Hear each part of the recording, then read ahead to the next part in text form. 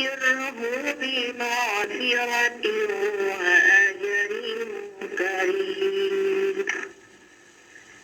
إنا نحن نحيي الموتى ونكتب ما قدموا وآثارهم وكل شيء أحصيناه في إمام مبين.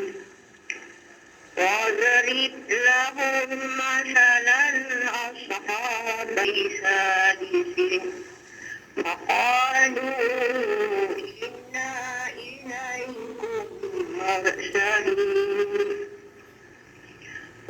مثلنا وما أنزل الرحمن إنا إليكم لمرسلون وما علينا إلا البلاغ المبين.